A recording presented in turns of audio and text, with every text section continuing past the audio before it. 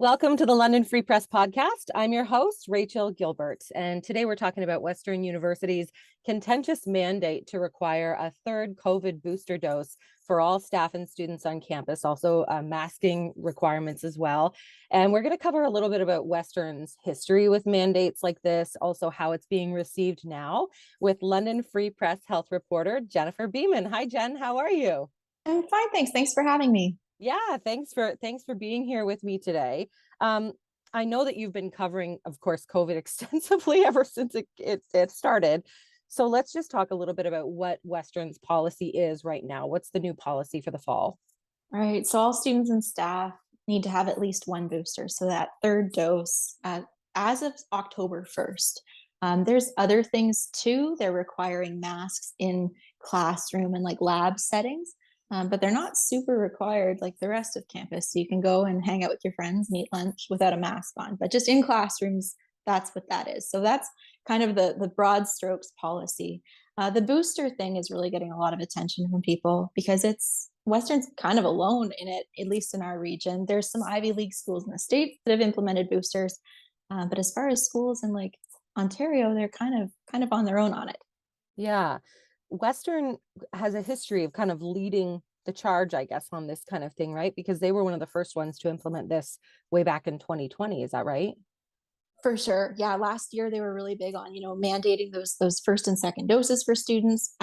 Also, like as early as May of last year, saying, we want vaccines for kids in residence. So they were, they've always been kind of on the forefront of it. They're making, it's difficult for Western. I feel badly because, if they just open the floodgates and let loose, there'd be criticism for that. If they implement a mandate like this, there's certainly criticism for that.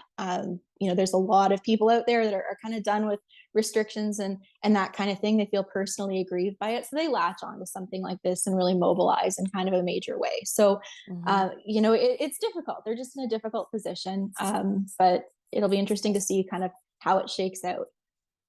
Are there going to be any barriers to education for some students who maybe don't have a third dose yet? I mean, school starts soon. It really does. And, they've been given a bit of time to get the shot. October 1st is when they need to report their proof of vaccination booster by. The thing is, though, is that 18 to 24, 18 to 29 age group, the rates for third doses are kind of low. In London, Middlesex, it's about 40%. Canada-wide, the 18 to 29 age group's about 36%. So there's going to be a lot of kids, a lot of students, pardon me, that will need to kind of get on this. And, I'm kind of interested to see October 1st comes up really fast. I know September is like the fastest moving month. I'm interested to see if Western has to kind of extend it, what compliance will be, what their next move will be there. Because I mean, that's if 60% of your kind of target age group doesn't have a third dose, that needle's got to move pretty fast. So I guess that would be kind of what I'd be looking at through the fall. Yeah, like can we even make it to that deadline? Can we get everybody boosted, right? And what happens if we don't? Do they extend it to December? Do they loosen it a little? Like it's interesting to see. But that would be kind of my question. Is this came about kind of quickly? It was sort of announced just last week, so 2 weeks before class, and after some tuition has been paid. So it's rubbed some people the wrong way. Yeah, well, that I was going to say that. I mean, they've gotten a lot of flack for this actually, because and it's not just from the the groups that have kind of been questioning regulations all along, right? It's other groups as well now questioning this decision. Yeah, not just the usual suspects. And I think we all know who the usual suspects are. They, some of them have been really anti-vaccine in general. Others have been kind of pro restriction list sort of thing. No, this is really getting some criticism, even from kind of, doctors and health experts that have been pretty measured and consistent about the need for vaccination all along. I think people are just, at LHSC as an example, you can work at that hospital. They have a vaccine mandate. It's only 2 doses. When vaccine passports existed in Ontario, it was only 2 doses. Boosters were really, really promoted back in like December and January of this year, kind of earlier this year, as added protection.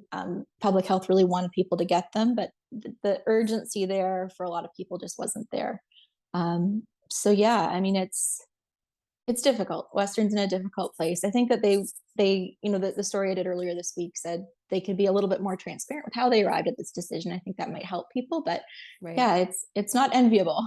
Well, they haven't given really any reasons for it, right? I mean, and I in your story, somebody did say, one of the experts did say any reason would at least help, right? Even if you don't agree with it, at least if they give a reason, that might help a little bit.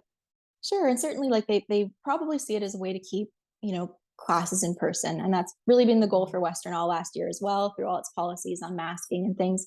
Um, and it's possible that if they, you know, a person with a booster from 8 months ago maybe has been infected by now and maybe has some immunity still. But if you maybe freshly booster a bunch of kids, students that haven't had it, maybe that's the calculation. It's just, I think the public kind of would like to know exactly how this policy, which is quite a big policy, and kind of on its own in that policy will really, really affect the goal that they're trying to get at.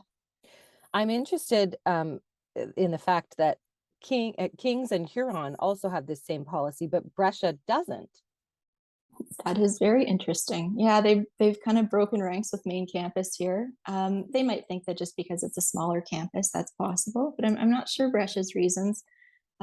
It's not a great look. I mean, if you've got two out of your three affiliates that are kind of following in line and then Brescia not, it opens a lot of questions. Mm-hmm. But yeah, it's been Western's gotten a lot of focus in the last couple of weeks. I don't think it's necessarily wanted or was hoping it could avoid.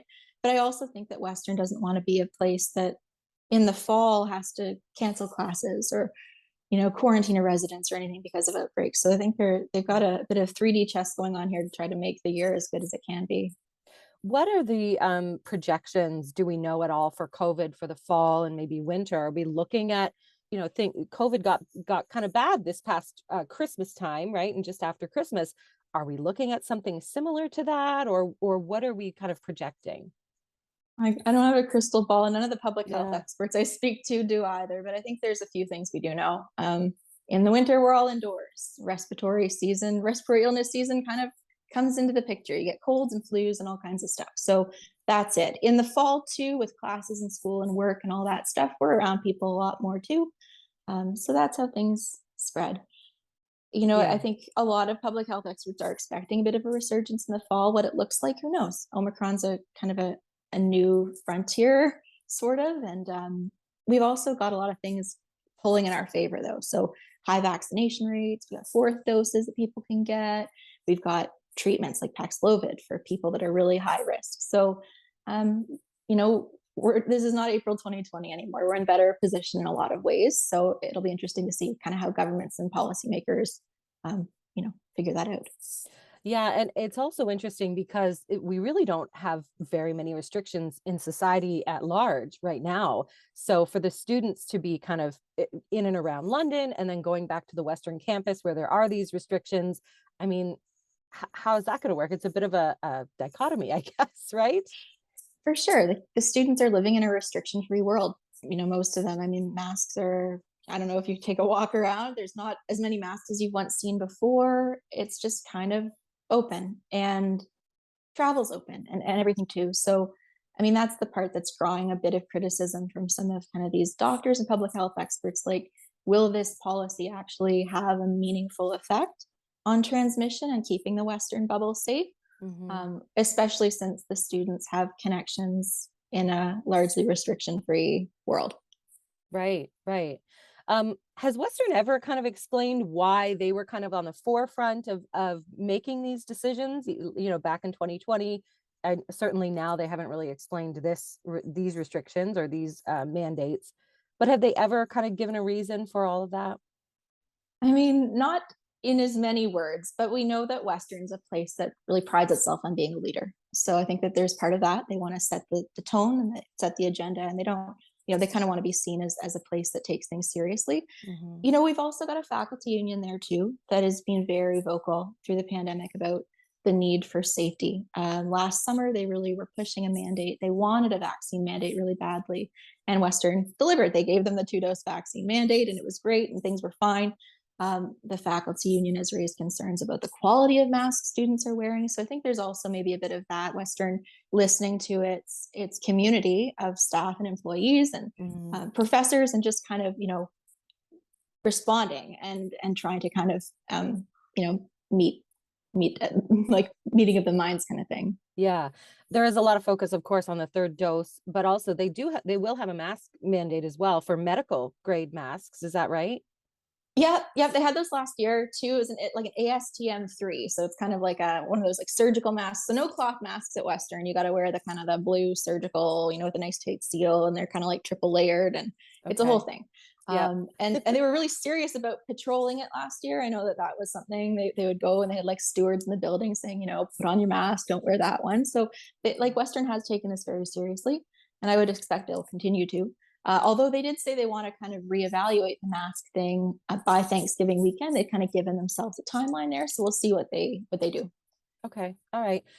Well, let's look maybe a little bit to the future. Do you think we might get an explanation from Western? They're going to reevaluate the masks around Thanksgiving time.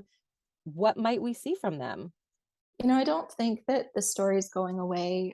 They're getting a lot of criticism kind of from the usual groups that would criticize this kind of thing, but I think a lot of people are really looking at them to see what happens next.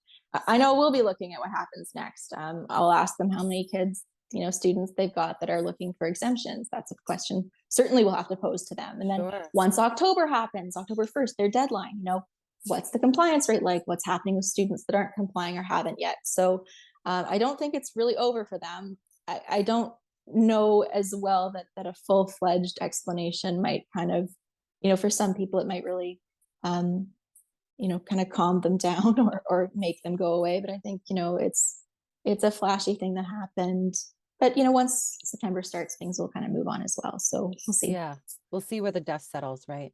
Mhm. Okay. Thank you, Jen, so much. And we'll certainly be watching this story, and I'm sure we'll be chatting with you again later on. Wonderful, thanks so much.